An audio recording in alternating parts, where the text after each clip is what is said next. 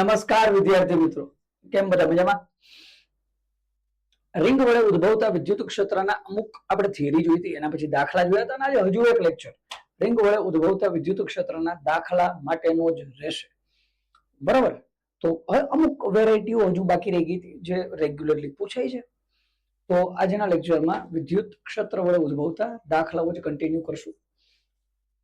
I think આપણે જે દાખલાઓ જોયેલા હતા, હાજી હાજી હાજી હાજી હાજી હાજી 10મો દાખલો 9 સુધી લગભગ આપણે 9 સુધી આપણે દાખલા કરેલા હતા.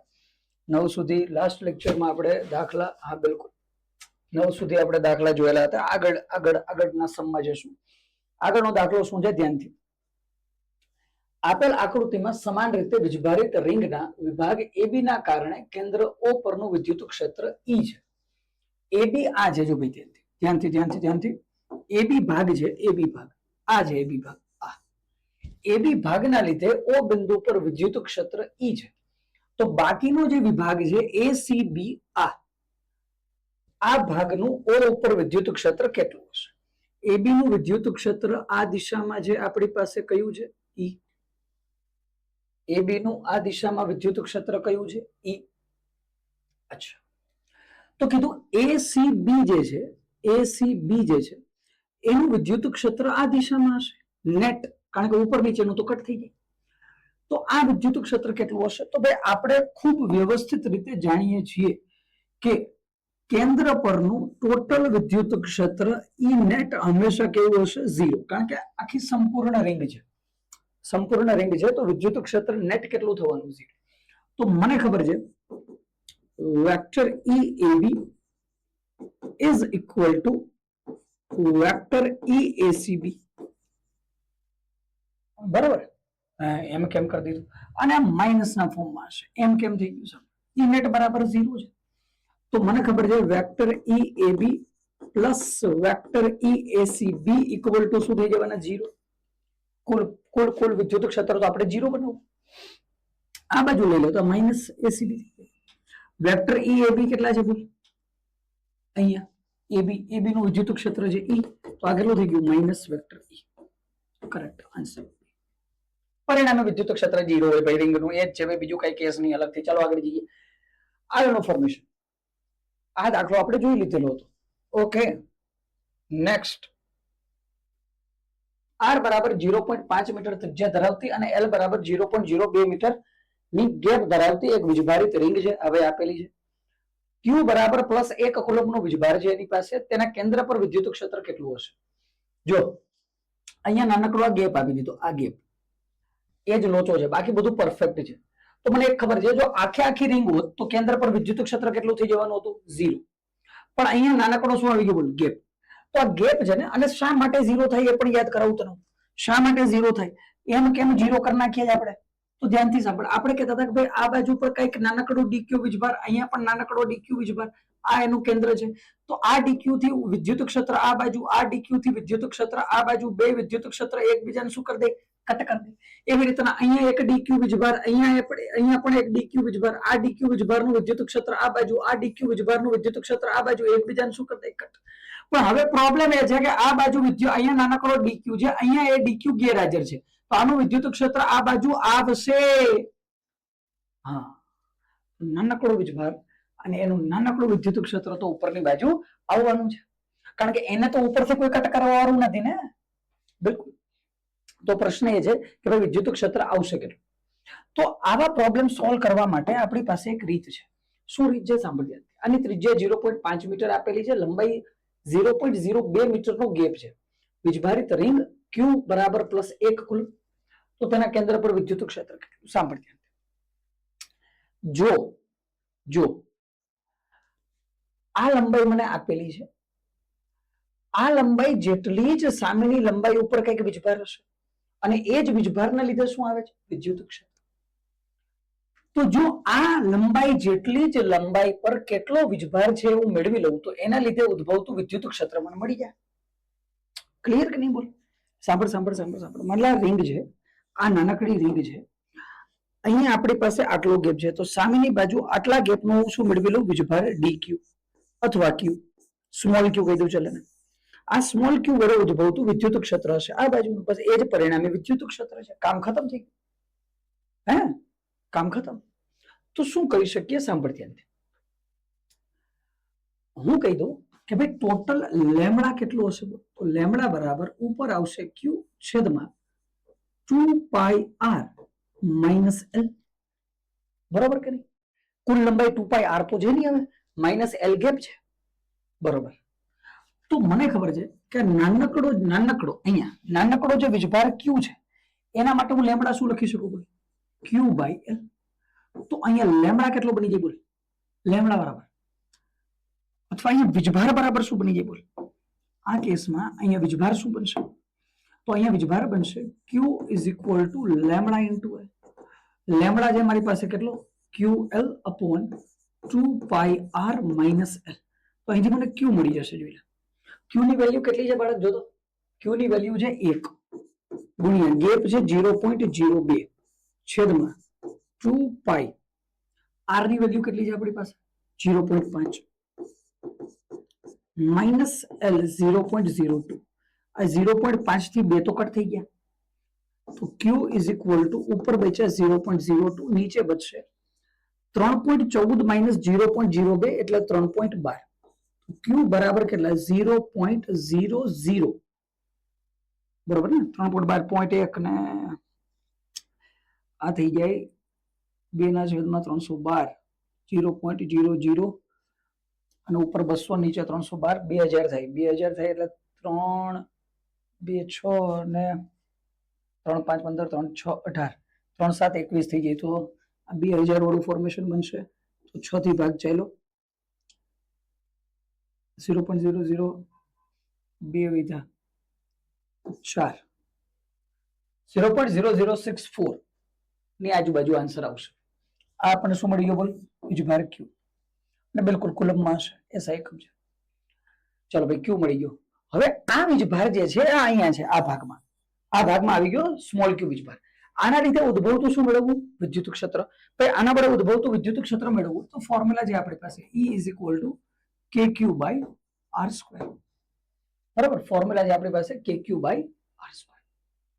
ફોર્મ્યુલા પુટ કરો, કામ ખતમ થઈ ગયું. ક્લિયર કે નહીં? અહીંયા ફોર્મ્યુલા જે આપણી પાસે KQ by R square. KQ by R square formula લગાવશું, ધ્યાનથી જો. K આપણી પાસે 9 ગુણ્યા 10 ની 9 ઘાત ગુણ્યા Q આપણી પાસે કેટલો આવ્યો? 0.0064 ડિવાઈડ બાય R કેટલા છે મારી પાસે? 0.5. 0.5 નો મારે કરવાનો છે વર્ગ, એટલે કેટલા થઈ જશે? બોલ 25 ગુણ્યા 10 ની માઇનસ 2 ઘાત. થઈ ગયું કે નહીં? કમ્પ્લીટ. આનું હું લખી શકું 9 ગુણ્યા 64 ગુણ્યા 10 ની 5 ઘાત. એડ કરી દીધા. 25 ગુણ્યા 10 ની માઇનસ 2 ઘાત. થઈ ગયું કે નહીં? 9 ગુણ્યા 64 છે 576 ગુણ્યા 10 ની 5 ના છેદમાં 25 ગુણ્યા 10 ની માઇનસ 2.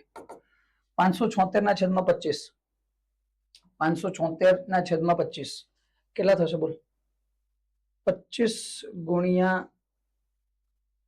4 ને 16 ને 20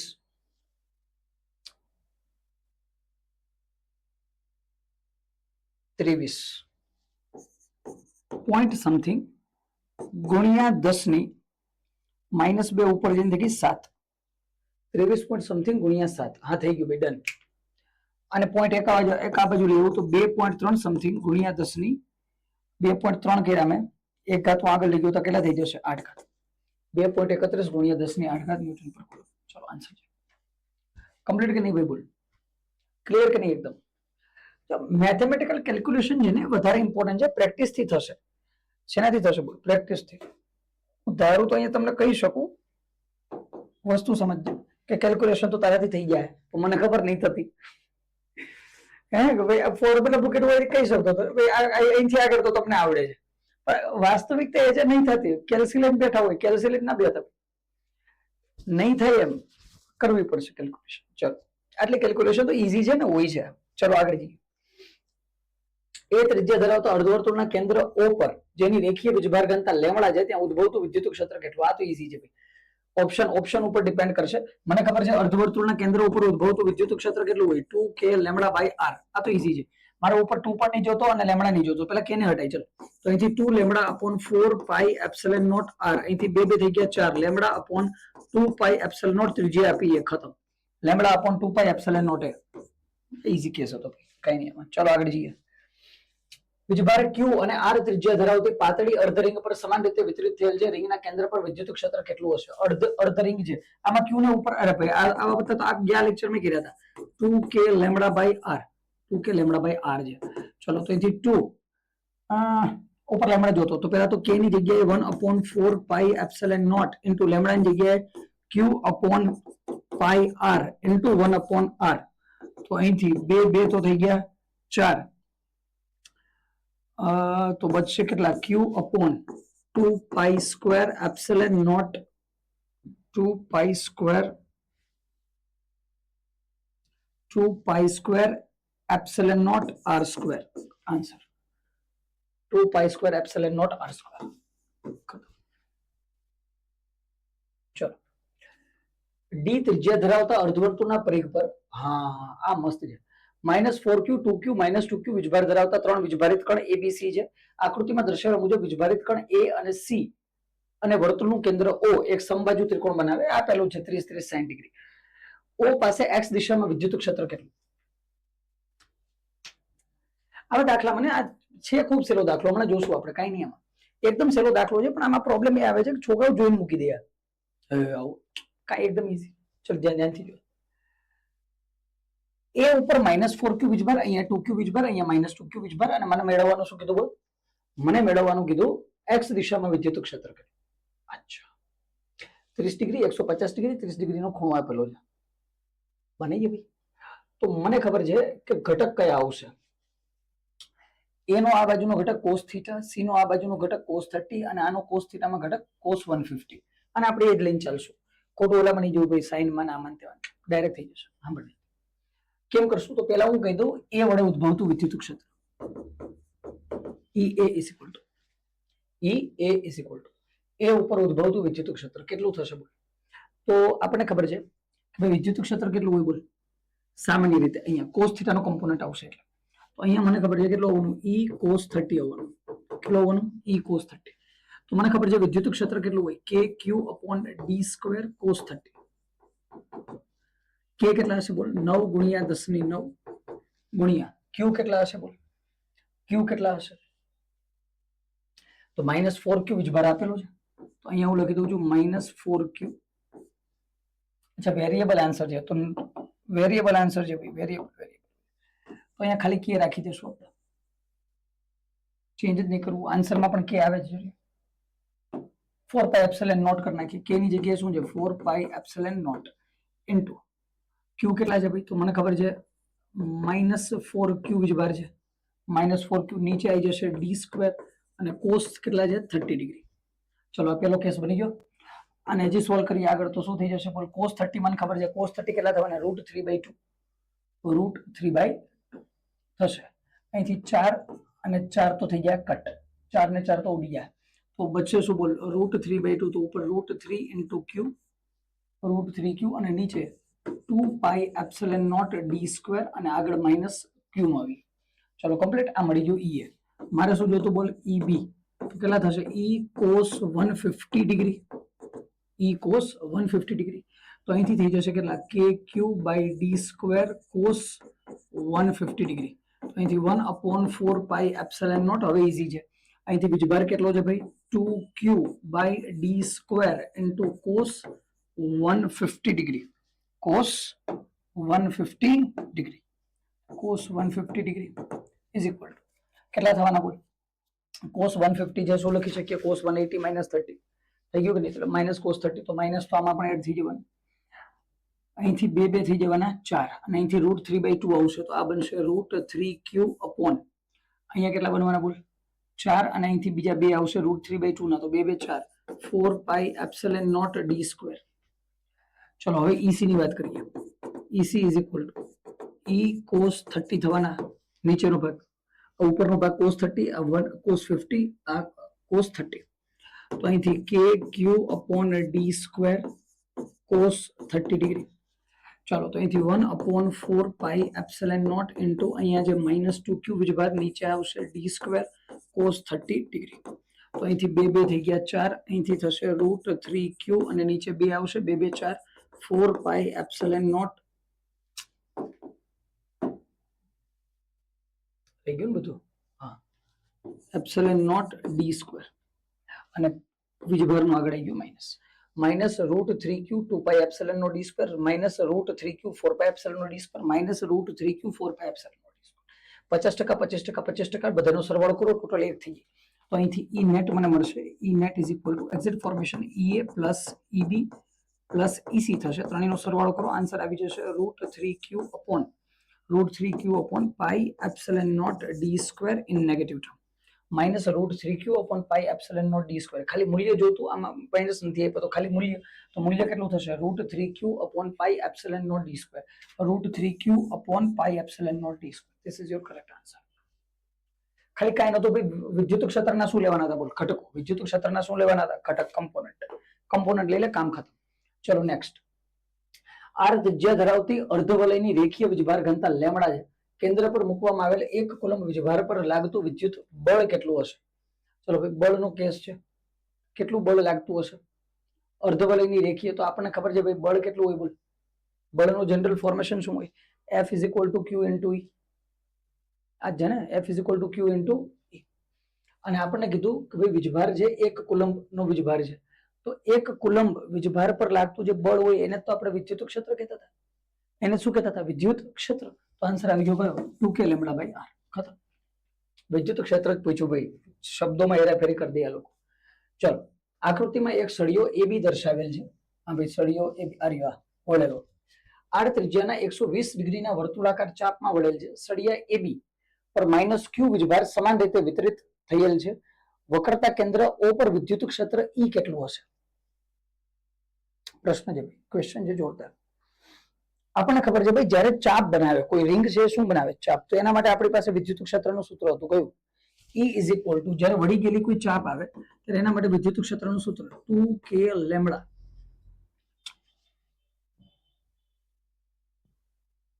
કયું સૂત્ર હતું? 2k λ/r into sin θ/2.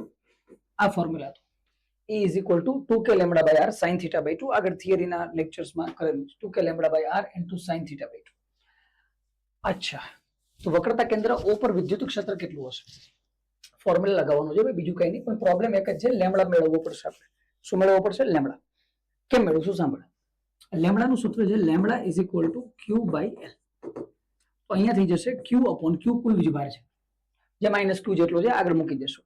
l l l l l. આ l કેટલા હશે? તો આ l ની આપણને ખબર છે ભાઈ, θ = l/r, l = r θ. તો આપણને ખબર છે અહીંયા થઈ જવાનું શું છે? r θ.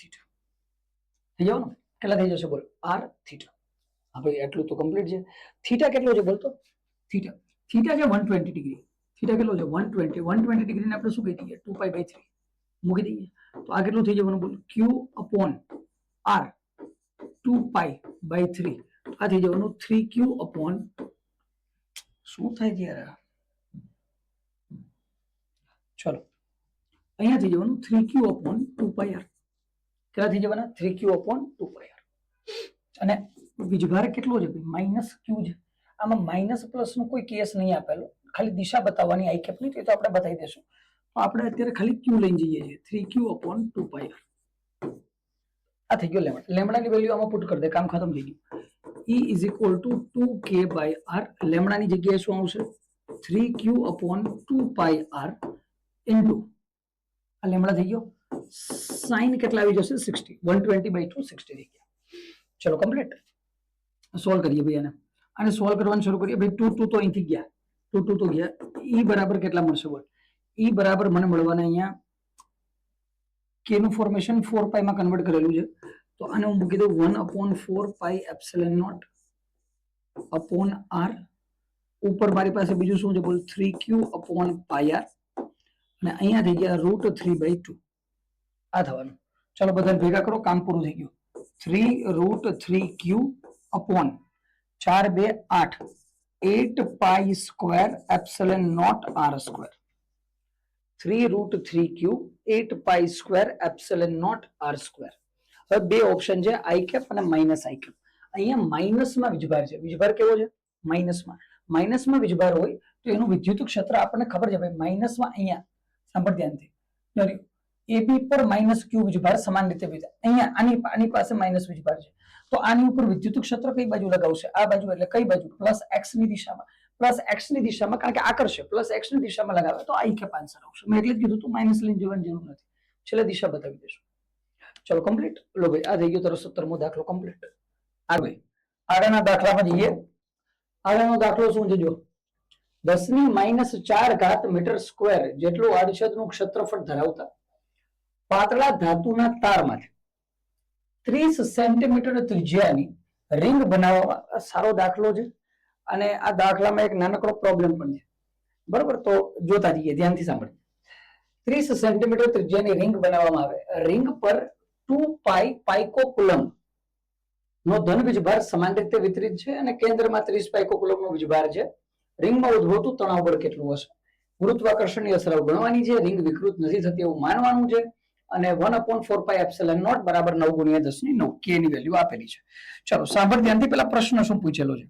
પ્રશ્ન શું પૂછ્યો એ ધ્યાનથી સાંભળ. અહીંયા તને કીધેલું છે કે માની લે કે તારી પાસે આવી એક રિંગ છે. આવી રિંગ આવી ગઈ. આ જે રિંગ છે એના કેન્દ્રમાં જે વીજભાર છે એ કેટલો છે? 30 પાઇકોકુલમ. અહીંયા જોતો છે, હમણાં ખ્યાલ આવશે આગળ જે. આની ત્રિજ્યા તને કેટલી આપી દીધી? બોલ. 30 સેન્ટીમીટર એટલે કહી શકીએ 0.3 મીટર.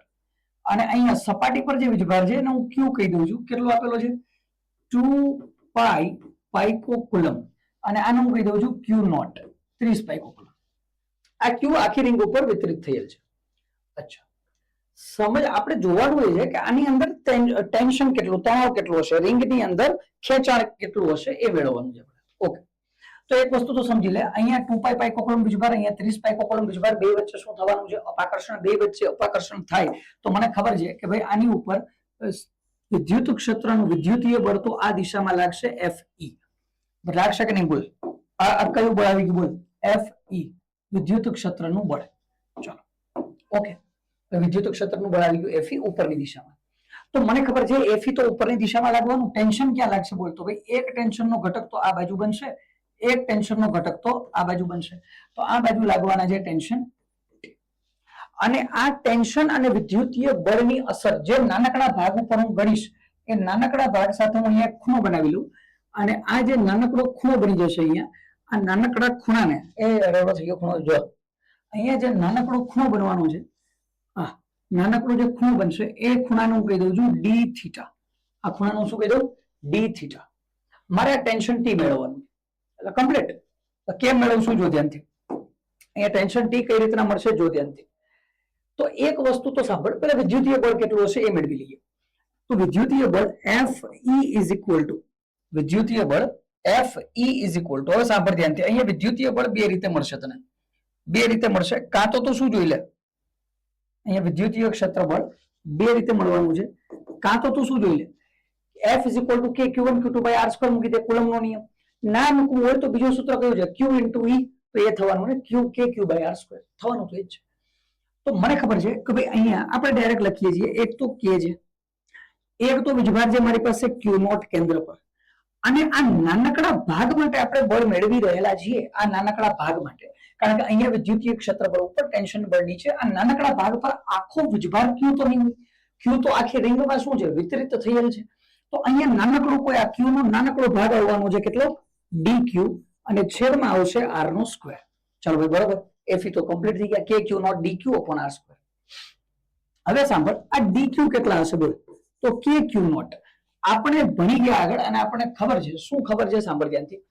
આપણને ખબર છે lambda is equal to Q by L થશે. તો લેમ્બડા બરાબર થવાના છે Q upon 2 પાઈ R આખી રિંગ માટે. અને આ નાનકડા dq માટે નાનકડી લંબાઈ થશે dl. અને આ લંબાઈ કઈ હશે? જે આ થીટાને આવૃત છે એ. અને આ dl ની કિંમત આપણને ખબર છે લેમ્બડા બરાબર dq upon કેટલી થવાની? R d theta. તો dq બરાબર આ કેટલા દાખલામાં જોયું, હવે તને મોઢે થઈ જવું જોઈએ. dq બરાબર લેમ્બડા R d થીટા. આ ફોર્મેશન બનવાનું છે અને ઘણી વાર બનાવ્યું છે આપણે. તો કે ક્યુ નોટ અહીંયા થવાનું lambda into R into d theta divide by R square. એક એક આર અહીંથી મળી જાય તો અહીંથી વિદ્યુતીય બળનું મૂલ્ય આવી જવાનું છે કે ક્યુ નોટ લેમ્બડા ડી થીટા ના છેદમાં આર. ચાલો એફ ની કિંમત આવી ગઈ. હવે કોનો વારો? હવે ટેન્શન નો વારો. ભાઈ ટેન્શન નો શું કેસ બનશે? સાંભળ ધ્યાનથી. ટેન્શન નો શું કેસ બનશે? જો તણાવનો. તો હું શું કહું અહીંયા ધ્યાનથી સમજ. મારી પાસે જે વેલ્યુઝ આપેલી છે, જે કિંમતો આપેલી છે એના ઉપરથી તણાવ બળ, જો અહીંથી એક સ્ટ્રેટ લાઈન અહીંયા લઈ આવું તો મને ખબર છે બે બાજુનો એંગલ જે થવાનો છે એ કેટલો થવાનો? બોલ. આ બાજુનો ખૂણો અને આ બાજુનો ખૂણો કેટલા થઈ જાય? આ થઈ જવાના છે ડી થીટા બાય 2. થાય કે નહીં? બોલ. ટોટલ કેટલો હતો? D theta. અડધો ડી થીટા બાય 2, આ બાજુ ડી થીટા બાય 2. હવે હું એક કામ કરું છું. તણાવ બળ અહીંથી શરૂ થયું. તણાવ બળ જ્યાંથી શરૂ થયું ત્યાંથી એક લાઈન હું આ બાજુ ફરી એક બનાવી દઉં નીચેની બાજુ. તો ધ્યાનથી સમજ બાળક. જો આ ખૂણો ડી થીટા બાય 2 છે તો આ ખૂણો કેટલો થયો જવાનો? ડી થીટા બાય 2 થવાનો. ઝેડ બેનું જોઈ લીધું. ઝમ ઝમ ઝમ. આ ડી થીટા બાય 2 તો આ ખૂણો કેટલો? D theta by 2. હવે જો આ બંને ખૂણા ડી થીટા બાય 2 છે, આ બંને ખૂણા ડી થીટા બાય 2 છે, તો જે લાઈન અહીંથી આ બાજુ નીકળી ટેન્શનની એક લાઈન જો આ બાજુ સીધી લે, એ કેટલી થવાની? બોલે. આ ડી થીટા બાય 2 છે તો આને લંબ જે લાઈન હશે એ કેટલી થવાની? આને જે લાઈન લંબ છે કેટલી થવાની? આ થવાની 90 માઇનસ ડી થીટા બાય 2. તો આ બાજુનો જે ઘટક છે ટેન્શનનો, જે ટેન્શનનો આપણે કમ્પોનન્ટ, જે ટેન્શનનો આપણે ઘટક લેવાના છે એ કેટલો થઈ જશે? બોલ. D theta by 2. તો આ ઘટક થઈ ગયો ડી થીટા બાય 2. આ ટેન્શનનો ઘટક છે. મતલબ કે હજી એકવાર પહેલેથી સમજો. બરોબર. ચાલો હું શું કહું છું અહીંયા સમજી લે, અલગથી સમજી લે. એક લાઈન તો આવી સીધી, બરાબર? એક લાઈન સીધી આવી. અહીંથી આ ટોટલ ખૂણો બને. આ ખૂણો મેં કેટલો લેવાનો કીધો તને? આ ખૂણો મેં તને કેટલો લેવાનો કીધો? ધ્યાનથી ડી થીટા બાય 2. આ ખૂણો કેટલો? D theta by 2. બરાબર. અને અહીંથી આ બાજુ ટેન્શન છે. હું કહું તું એક લાઈન આ બાજુ બનાવી દે. આ ડી થીટા બાય 2 તો આ ખૂણો કેટલો થઈ ગયો? D theta by 2. આ તો સમજાય તને? આ ડી થીટા બાય 2 છે તો આ કેટલો થઈ જવાનો? બોલ. આ ડી થીટા બાય 2 છે, આ કેટલો થઈ જવાનો? 90 માઇનસ ડી થીટા બાય 2. તો આ ખૂણો કેટલો થઈ જવાનો? બોલ. D theta by 2. બસ પ્રશ્ન આ છે. આ બાજુનો ખૂણો કેટલો થઈ જવાનો? ડી થીટા બાય 2 ઉપરની બાજુ. આ 90 માઇનસ ડી થીટા બાય 2. આ ઉપરનો ખૂણો જે અહીંયા બનશે એ બની જશે ડી થીટા બાય 2. હે, આ લાઈન કોની છે? આ લાઈન ટેન્શનની છે. ચલો બરોબર. તો આનો મતલબ એમ કે ઉપરની બાજુ જે ઘટક આવવાનો, ઉપરની બાજુ જે ઘટક આવવાનો છે એ ઘટક કેટલો થશે? ઉપરની બાજુ જે ઘટક આવવાનો છે એ કેટલો થશે? હજી એકવાર જો મોજ કરી જાઓ. શું કહું છું? હજી એકવાર જો. અહીંયા ચલ નીકળ. અરે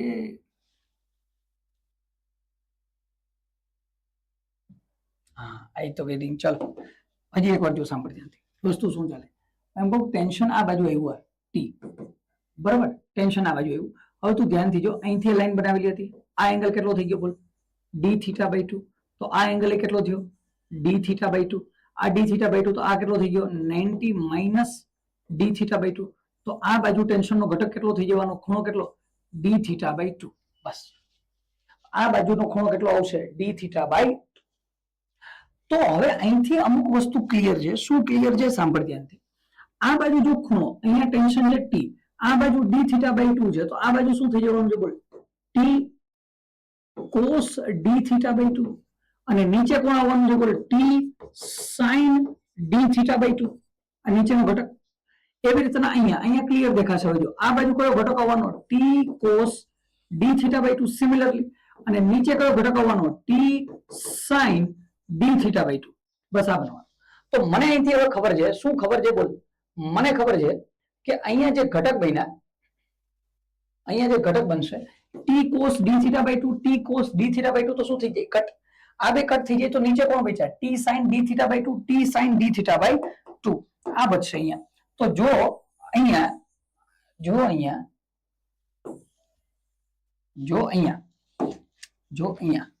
D Q by R d theta. ચલો જો અહીંયા ટોટલ ટેન્શન ટી નેટ કેટલો આવશે? બોલો. 2t sin d theta by 2.